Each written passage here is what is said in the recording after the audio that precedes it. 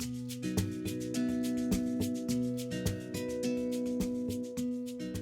everyone, it's Brian Reynolds, the Director of Safety for Reliance Partners. And I want to take a few minutes to touch base on the upcoming Safety Blitz. It's May 4th to May 6th. The main focus this year are lights and logs, and they definitely will be connected. And here's how.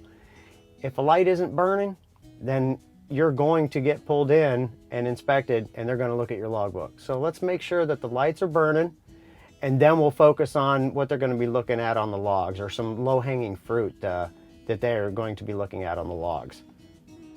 So one of the two areas of focus this year at the road check is lights. It's a part of any good pre-trip inspection, and it could also lead to them looking at your logs. So let's make sure they're all working. Let's go take a look. Remember, whatever the function of a light is, that's what it needs to do. Let's talk about the headlights.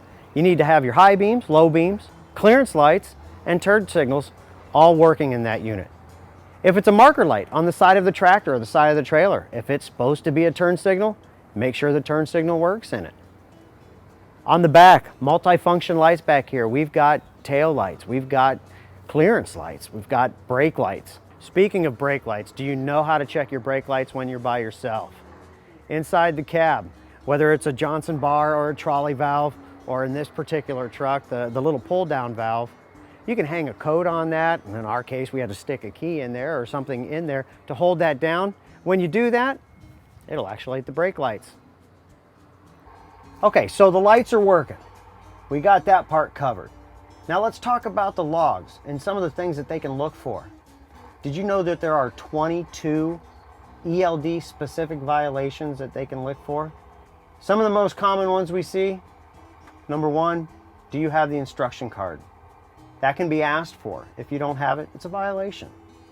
Did you certify your logs from the day before? That's a requirement. They have to be signed every day, just like signing a paper logbook back in the day. Some of us remember that.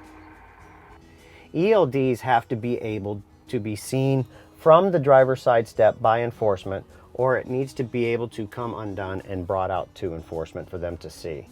The ELD also has to have a permanent mount to the truck. This particular unit is attached to the dash.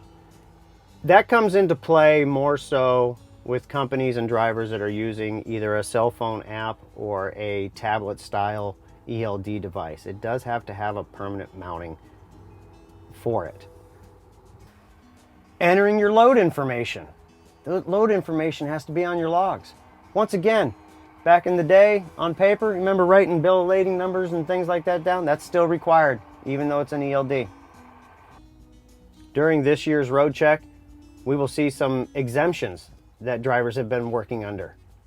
Whether it's for COVID, whether it's for natural disasters, there's different reasons for exemptions to be in there. And the last thing is having a paper logbook in the truck.